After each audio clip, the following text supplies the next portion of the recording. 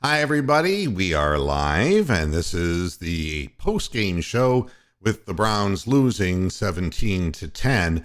I'm adding David Talevsky to the stream as well. Hi, David. How are you? He may not be ready to be heard yet. Yeah, I'm here. Okay, good. Here's really all I have to say. They say this is mathematically eliminated. We were eliminated a long time ago. Deshaun Watson, people are complaining that he hasn't gotten fair punishment.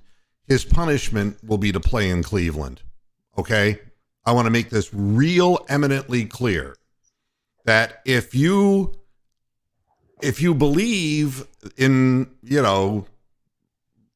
paying a price, the $230 million comes with that price tag that you're never going to win. And Deshaun Watson threw two touchdown passes, and neither man could catch the ball. He threw three touchdown passes that were dropped in the end zone. Yeah, that's it. Give him a year. He's going to want out of here. Yeah, and he will force them to trade him. And I honestly, to waste your career in this shithole of an organization, it's pointless. It's pointless. It doesn't matter who the quarterback of this team is. These guys and this coach and this defensive coordinator and this owner and this front office. So this is my holiday weekend, and I don't need this shit. That's the honest truth. I don't, it's like, hey, I just want to be able to, enjoy my time. And so, it's really hard for me because having owned and run businesses, I just can't stand watching incompetence play out. And especially when that you knew that they were on fourth down going to try a low percentage pass that went to a man, Donovan Peoples-Jones, who cannot get separation. You knew that was going to happen. Kevin Stefanski is an idiot. He's a stubborn fool who doesn't deserve to be a coach in the NFL. He just doesn't deserve it. And he's proving every minute that he's out there. And to watch this week after week after week, and what's the noise in the background? I'm sorry, David. Is something going on? Sorry about that. I'm in the clear area now. Oh, okay. I want to know if there was something that was feeding back on my end. There's nothing to say. This organization, so if you have quarterback, you have no receivers. And Deshaun Watson will experience the same thing here that he experienced in Texas because he'll have no receivers, which he had in Texas, and he'll have a defense that gives up as many points as Texas did, and he'll never win. And for all you people who want punishment, because God only knows you like punishment, this is the punishment that he gets. He's never going to win here. And you can see him holding his head, rolling his eyes. It's like the receivers not getting where they're supposed to be. And then finally at the end, it had to end that way. I mean, David Njoku proved he was a one-hit wonder. And for the second time in 3 weeks, in an important touchdown pass, Donovan Peoples-Jones lets the ball doink off his chest. Amari Cooper did the same thing. And yes, his foot slipped, but he's supposed to catch it with his hands. When it comes to actually performing when they need to, this team never will. This coach never will. He's a horrible play caller. He's stubborn. He refuses to see the error of his ways. He needs counseling more than Watson does. And I'm not joking. This is a guy who comes out with a game plan that he has, and just he gets to a point where he runs the clock down for the Saints by throwing the football in gale force winds. Once he sees the running game start to work, he abandons it. Once Nick Chubb gets warmed up, he puts Kareem Hunt in. Let me say something about Kareem Hunt. He doesn't even have the strength to kick a woman anymore. Son of a bitch. He's got nothing left. He falls to the ground. He's not even being hit, and he falls to the ground. He's not even trying. And you know something? This is what I want to see in the stadium. Nobody. Fuck season ticket sales. Fuck Stefanski. Fuck Haslam. Fuck the front office. Don't give them your money. Because everything is fine in their little world, in their little sheltered Republican world. Everything is just fine. Didn't you know that? Stupid asses. They can naga my ass. They're going to subject us to another year of this fucking Ivy League idiots. And I just cannot believe that Watson can't sit there and say that Stefanski was the reason he came here. There's no way in hell. No. And honestly, they're never going to get rid of Stefanski because, we got to give him a full year with Watson. Yeah, you got to fuck that guy's head up so bad. I mean, it's going to be the same shit. The ultimate punishment. I mean, it's like, You get into a position where you can win games. You get a lead, the defense decides to stop tackling. They just decide that Alvin Kamara is too big for them and he just runs through them every time, or that Taysom Hill is just too large for them and they can't tackle him. And Newsom was beaten twice by a practice squad receiver. One ball hit off his head and the other one, he didn't catch. And to be very honest with you, the team stinks. The attitude of the team stinks. And why wouldn't it? The attitude of the fans is bad. Why shouldn't it be? It's over. And it's not the season that's over. It's my fandom. It's everything. It's like I'm watching these games now because I have to, because I got a report on them. And you know something? Each year that goes by and this kind of soap opera stuff continues, I kind of say to myself, I really enjoy podcasting, but is it worth giving up weekends for this nonsense? Is it really worth it? And you get to a point where, I'm 65 years old and I think what happens with people as they get older, quite honestly, is that they become intolerant of things. And it's one thing to see the younger fans throwing their arms up in frustration, getting angry. But I'm so far beyond that because it's happened my whole life with this team. That's what's happened. And the same stuff that I've been telling you about all year is that Stefanski will never learn from his mistakes. He just won't. He's going to keep doing the same thing. And you know what that's the definition of? Insanity. Doing the same thing over and over and expecting a different result. That's the definition of insanity. And he'll come in afterwards, I got to coach better, and what can I tell you? I think it's easier for me to be able, with my mindset, to say, just fire him. But they don't want to fire him because they fire him and that's, they got to scapegoat him more before they fire him. So he'll come back next year and really fuck things up and then they can fire him. And that way the heat doesn't come on Haslam. But I'll be honest with you, if you really care about the Cleveland Browns and you're really fans, remember the intensity of the fans when we lost the Browns to Baltimore? Remember that? If we could put together fans who are as rabid as that camping outside of Jimmy Haslam's compound and just literally berating him night and day and be taken away to jail and then replaced by 100 more and then 100 more and then 100 more, I don't know what it takes except to walk away. And maybe that's the point. Maybe he just wants all of his critics to run away. I don't know. But, it's kind of like a blind man playing darts. It's like, first of all, he doesn't even know where the board is. And second of all, if he hits a bullseye, you just lie to him and tell him he missed the board again. There's no way that this could ever work. There's no way it could ever win. And, that's right, Greg.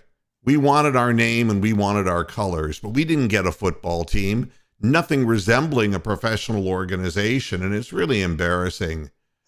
It's just embarrassing to watch. And that, and the announcers were like, well, this play calling isn't making any sense to me. Of course not.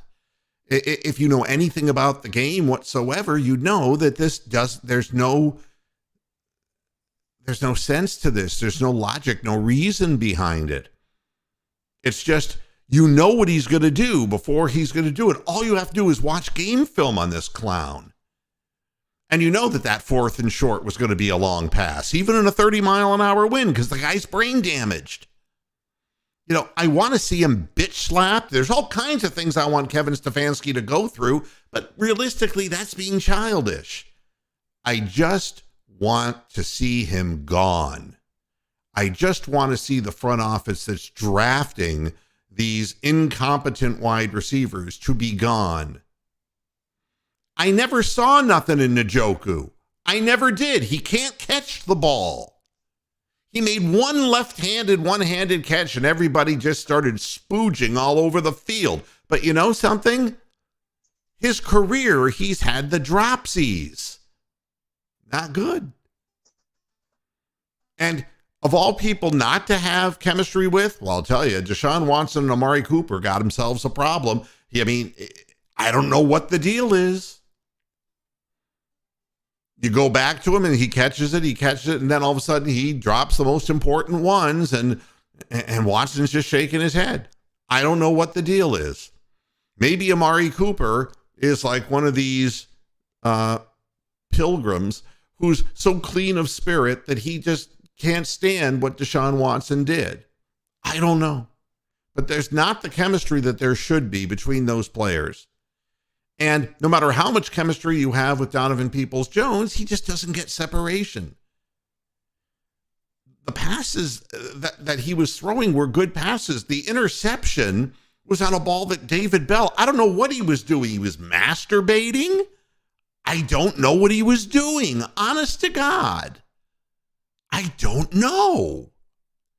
He was just standing there down the field and standing in one spot, and then he decides to dive, and the ball just bounces off him into the hands of a guy who looks like my pool guy here. I mean, what the hell? Just unbelievable. And to sit here and vent, and now I'm going to bring David back. David, you rant for a while. If you want to jump in, you can jump in and rant. Yeah. There's and this is, why don't you bring in Sean Payton? He wants to win. There's nobody gonna come here with Jimmy Haslam. We are the Jets. We are the people. We're just one of many teams that just can't, never will. Hire Urban Meyer. At least we could chuckle about it.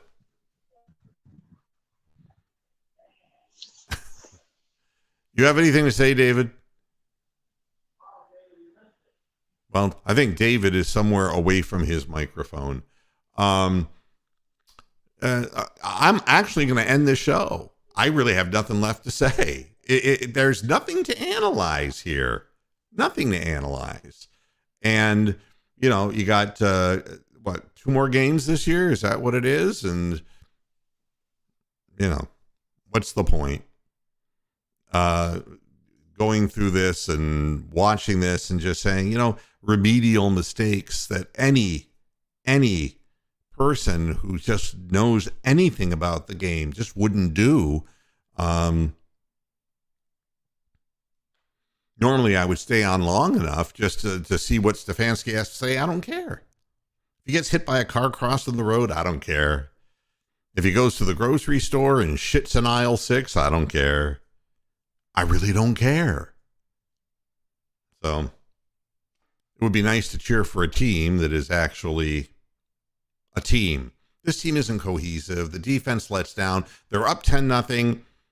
And what do before the half? They let them go down the field by the most unimaginative, we're going to bring Taysom in and do what we always do with him.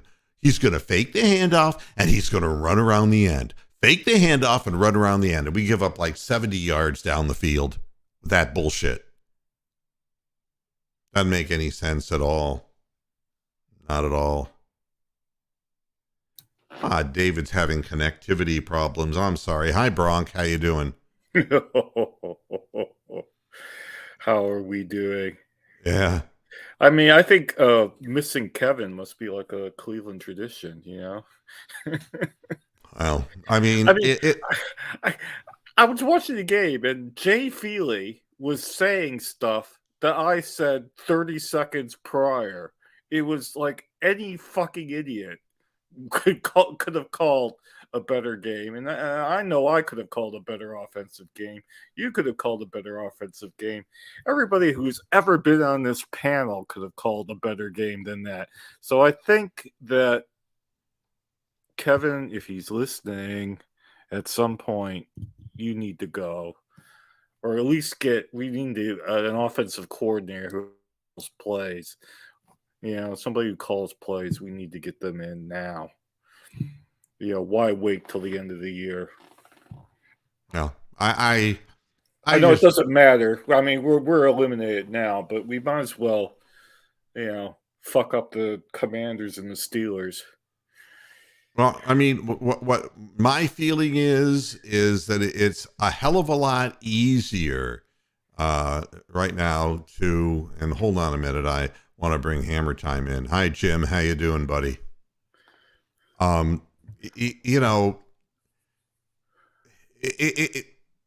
It's just easy to stop caring because you're not under control of anything.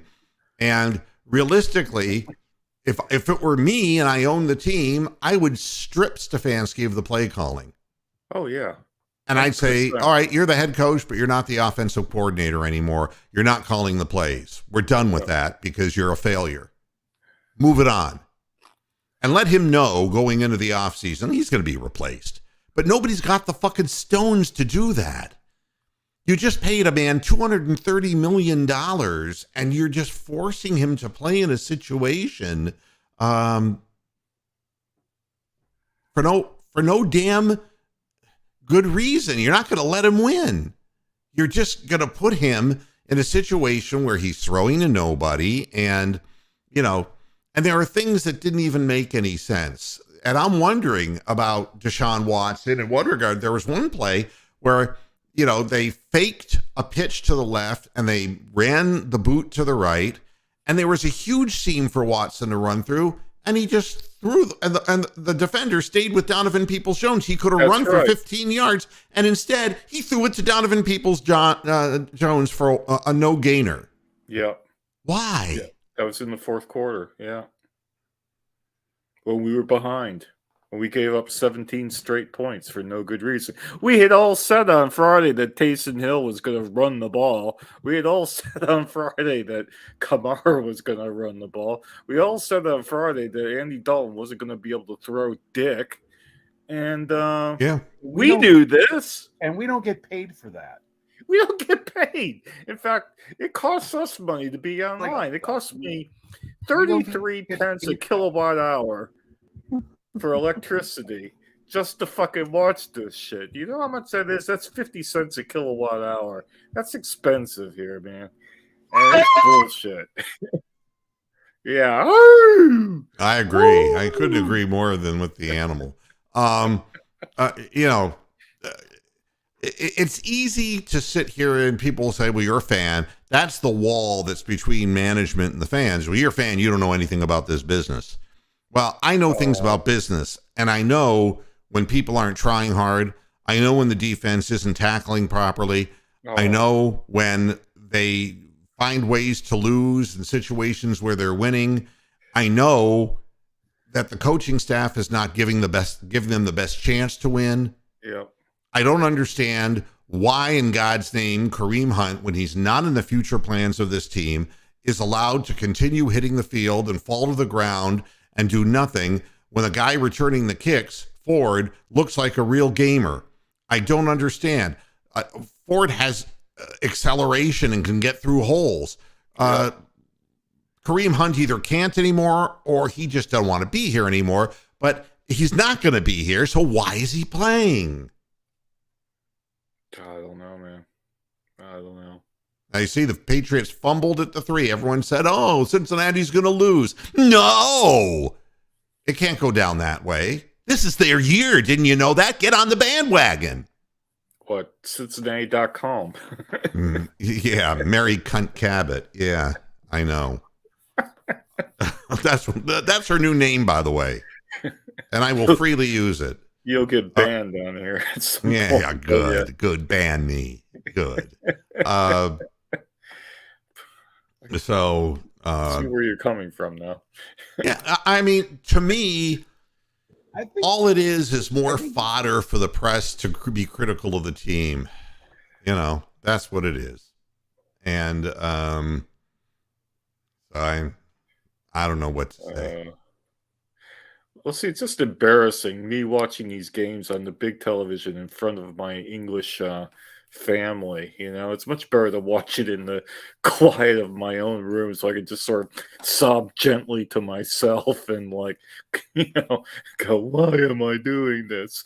But to also suffer the embarrassment is just, it's shit.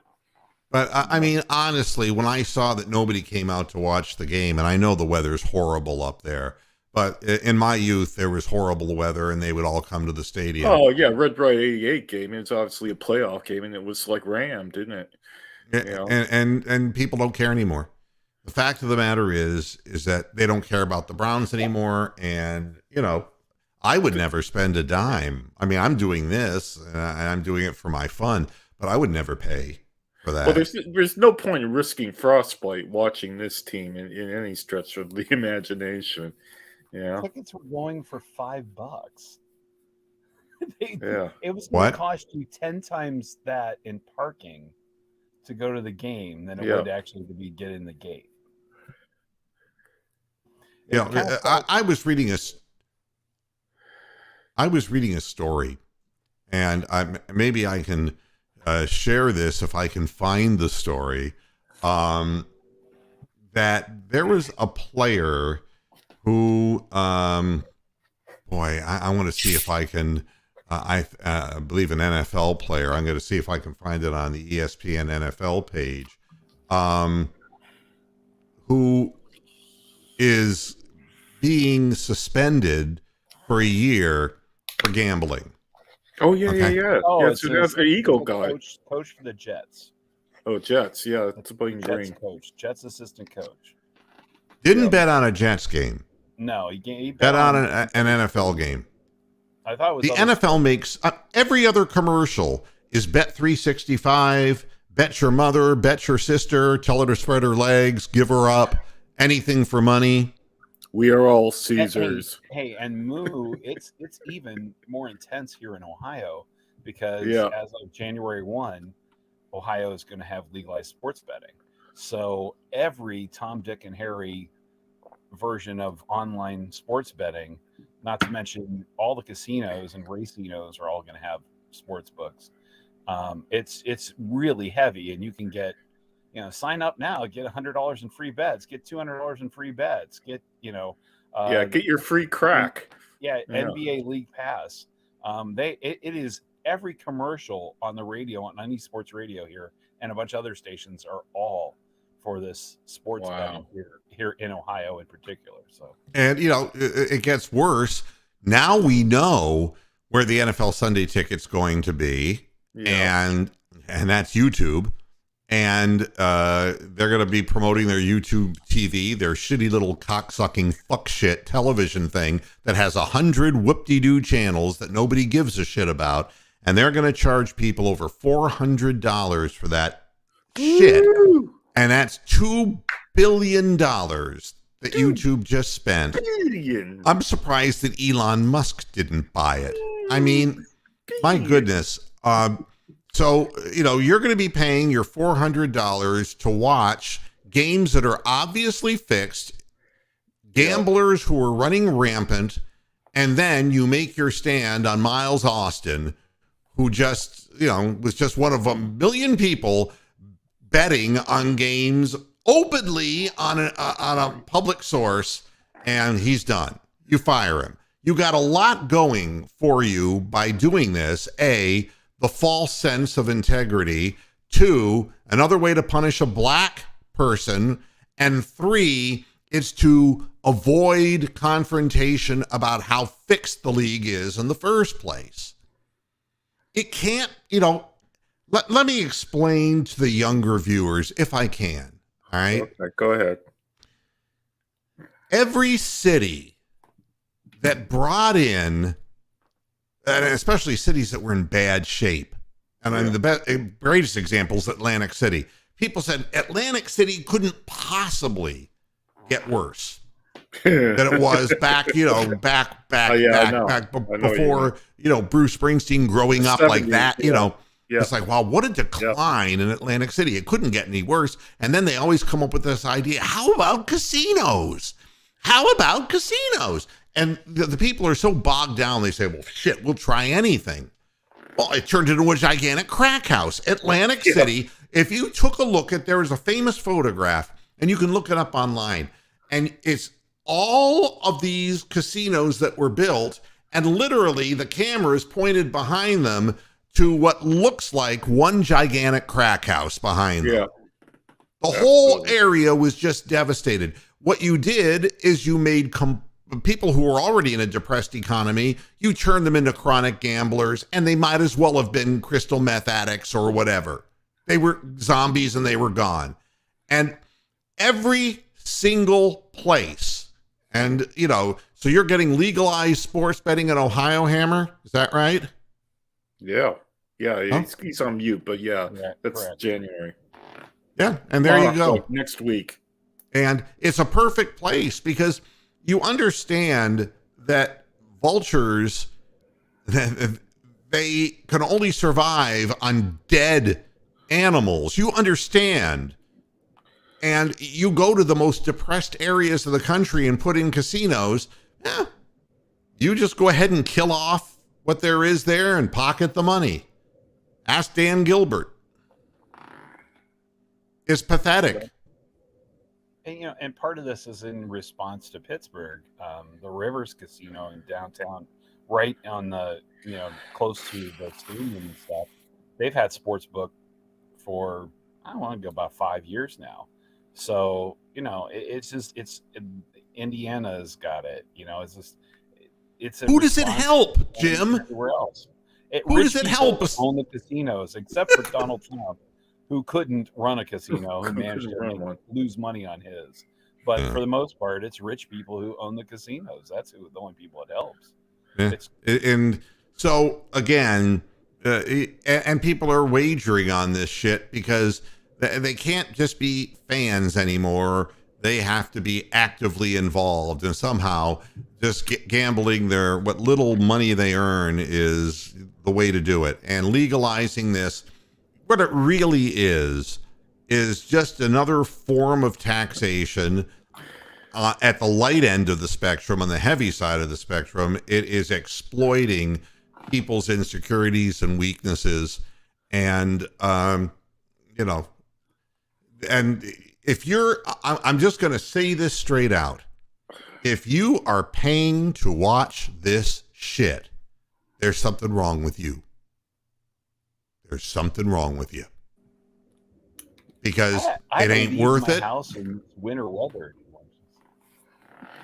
I mean, I had to you go know, brave 9-degree temperatures to go to the bar down the street to go watch this because they had the Bengals game on, because the Bengals game actually meant something.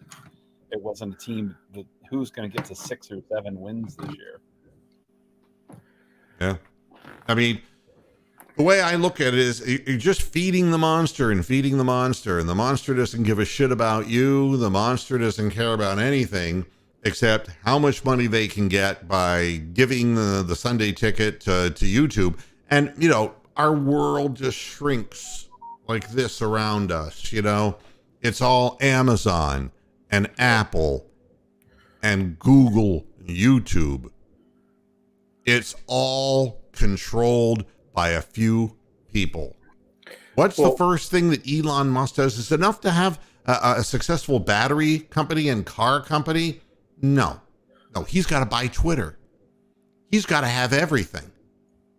And that's what this world has. It's like this, and it only is there to help the big slobs and pigs at the top, and they will do anything to get your money.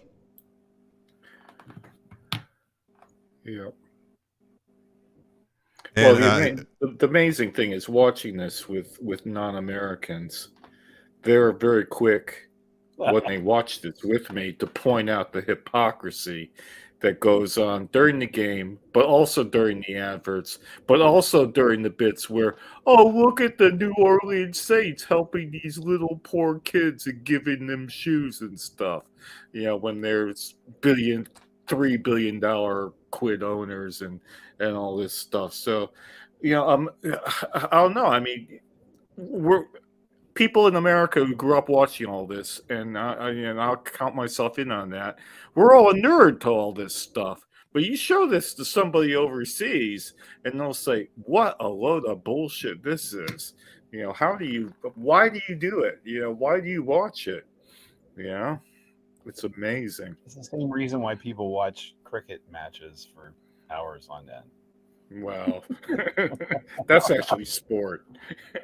Yeah, but I mean, seriously, it's kind of like playing Inagata-Vita, you know? It's like, hey, let's check in on the cricket match. Oh, okay, it's 167.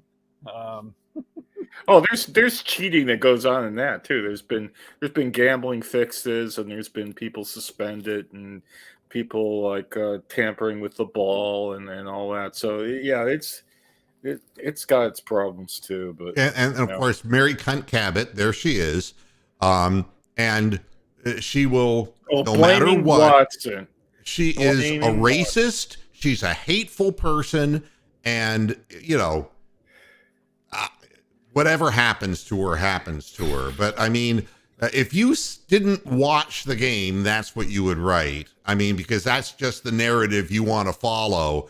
But there were 2 tying passes dropped in the last 40 seconds of the game. I don't want to hear that from that. And this is exactly right. She's blind and didn't watch the game. She's an agitator. All right. That's now the new thing that the press is. Turn on CNN, they're going to agitate you about Donald Trump. Turn on Fox, they're going to agitate you about, Joe Biden. The role of the press has become to be an agitator, and the public is already agitated enough. You wonder why people go to the Capitol building the way they did. You wonder why the people who are the less emotionally stable do things like that. And the answer is they're already so ratcheted up and frustrated with the way things are going in this country. And you saw a guy wearing a fucking Viking hat and whatever the shit those people were who broke into the Capitol. They're crazy motherfuckers. Oh, yeah, the water buffalo guy, yeah. Yeah, what the fuck? I mean, he looked like he was in the Buffalo Lodge in the Flintstones. I mean, exactly. What the hell? Poobah. Yeah, exactly. And again, I just don't, it's so obvious to see that you can just exploit people who are ratcheted and angry, so much so that you can point them in a direction and say, hey, I want you to be angry at this person, and at this person. And they got to be angry with someone. Well, and it's palpable. it's everywhere. I mean, this guy in France that shot, like 8 people. He had been in prison for being a racist beforehand. They let him out, and he's 69 years old. Can you imagine being that hateful that you go on a shooting spree 2 days before Christmas just because you hate immigrants or hate foreigners or hate whoever it is you hate? There's just a lot of anger, and when the fans see this, what they watch today, it's just more anger because it's just another thing. It's supposed to be a source of enjoyment and entertainment that you have no control over. And I think the reason people gravitate towards sports is to live for that heroic feeling of being a winner, because it's being taken away from all of us. It really is. And this is not coming from a MAGA asshole. This is coming from a lifetime Democrat. They fucked us in the ass. All of those people in Congress fucked us in the ass. That's what's happened. And nobody's going to be happy with the outcome of anything, because the one thing you can be certain of, you're going to look at your paycheck and it's going to be worth less. Whether they raise inflation, whether they lower the ceiling as far as what you can earn, if they lay off people, whatever it is they can do. I mean, what's Elon Musk do? He lays off everybody at Amazon. Because you know why? He doesn't want to give any kind of insurance or benefits. He wants to have contractors. Yeah, that's what everybody does. Germans bomb Pearl Harbor there. Yeah. Elon Musk Yeah, moves on a roll. Elon Musk and Twitter, but there you go. Anyway. Yeah. Yeah. Well, I got it. I knew where he was going with that. Let him go. Yeah. Why? What did I do? You said Elon Musk fired everybody at Amazon instead of Twitter. Well, he should do that too. It's the same fucking thing, isn't it? I mean, yeah, we let that one go. All right. Well, Twitter it is. Yeah, it doesn't matter. But again, it's the same thing that happens. I mean, they buy it at an enormous price, which they can afford. Nobody else can. And then they just lay people off so that they can make more money themselves. It's a horrible thing. You know how you get ahead in this world is that you back in the 80s and 90s. Yeah, exactly. They would go out and buy companies and sell bits and pieces off. That's like the plot from Wall Street and Michael Douglas. Yep. But the way to get ahead in this world is to latch on to some up and coming billionaire and be a henchman. That's how you get ahead. So be a henchman, be a minion, latch onto some evil fucker that's gonna fucking throw some money your way every now and then. That's the only way you can get ahead in this world. I tried to be a Luca Brasi. Exactly. There's no middle ground, Nick. The fact is, there's no middle ground. And it's the same thing with the Browns. There's no middle ground. It isn't like we can talk sense and say, why wasn't Nick Chubb in the game in the most important play when they had to get a 4th and 2? Why was he not even on the field? We can ask sensible questions. We're not going to get sensible answers. There can never be a middle ground if there's no dialogue. And there is no dialogue because everything is one way. And it's jammed up your ass. So my thought, as I'm sitting at the bar and I'm watching this game and I'm watching Stefanski and the play calling and stuff, and I'm thinking, God, I said something to somebody who had no vested interest in the game. I go, God, this coach just doesn't freaking get it. They make stupid play calls. She goes, they got to get rid of him. I go, I understand, but we just keep getting rid of coaches left and right. And I'm like, at some point in time, I understand they're trying to stick it out with this guy and think that something good is going to happen because they did make the playoffs one year. But at some point in time, you got to see through all the crap and go, this was certainly not Watson's failure in this. Oh, not remotely. Dropped passes. Freaking Cooper, of course, he slipped, but, he was wide open in the end zone. Peoples-Jones, once again, if he catches that ball, that game is, potentially tied. Because we're all. He'd have gone for 2 and thrown the ball out of the end zone. Yeah. Probably. He's emotionally erratic. There's something wrong. And, Greg, you're right. Chubb actually had a decent game. Terribly wrong. Yeah. Every time Chubb started to get a rhythm, he'd get pulled off the field. Yeah. I mean, it's just, and then a cold Kareem Hunt would fall to the ground and crumble to the ground. It made no sense whatsoever. And it never does. It never does. And at the end, it's like, all right, we're going to put it in the hands of our $230 million quarterback who proceeds to tie the game in essence twice, and the lousy receivers you bring in can't catch the football. Well, the thing about Andrew Berry is we got Stefanski for 3 years, and we got every single one of Berry's draft picks that he hasn't cut or gotten rid of, including Swartz. So at some point, they got to get rid of one of these people from the past 3 years that they keep hanging on to and thinking something good's going to shine out of their ass at some point. Because the only thing shining out of their ass is fucking shit, and we know that. So, a double P, what he's saying in the chat room, that's, classic. Njoku feels like I let them down, yeah. Well, and that's fine. It's the mea culpa, and then I go out and party with my friends. I'm going to tell you something that I know. The Cleveland Cavaliers will get into the playoffs and lose quickly. Yeah. And the reason I can tell you that is they don't take things seriously enough.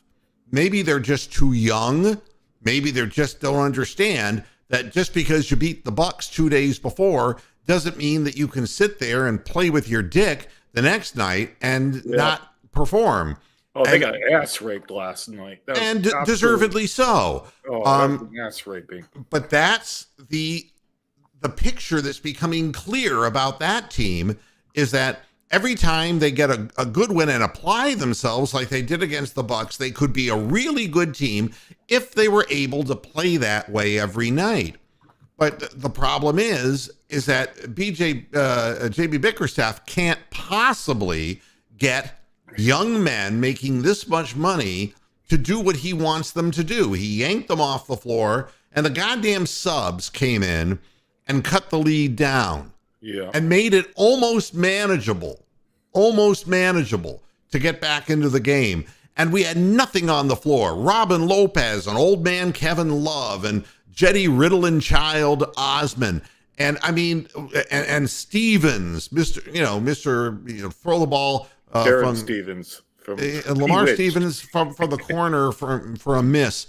And they outplayed the other team. They outplayed them, outplayed the Raptors, and our starters couldn't because they just didn't feel like it because they were getting ready to party down this weekend.